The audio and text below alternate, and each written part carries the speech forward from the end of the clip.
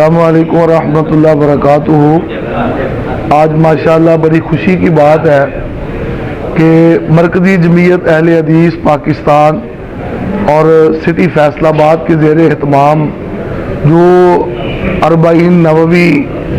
کتاب ہے حدیث کی، وہ مختلف مساجد میں درسن پڑھائی گئی۔ مرکزی جمعیت کے زیر اہتمام مولانا امین الرحمان ساجد امیر مرکزیہ سٹی فیصل آباد اور مولانا انور نعیم صاحب ناظم مرکزیہ سٹی فیصل آباد، ان کی نظامت اور امارت میں یہ کوشش اور کاوش جو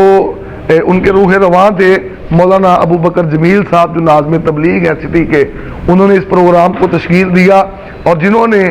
درسن یہ اپنی مساجد میں اس چیز کا اہتمام کیا، ان کی کوشش اور کاوش سے ان کو آج اعزازات سے اور محبت سے اور اپریشیٹ کرنے کے لیے یہ تقریب کا انعقاد کیا گیا۔ ہم اللہ سے دعا گو ہے اللہ تعالیٰ ایسے ہی احادیث کے پروگرام کو مزید آگے بڑھانے کی اور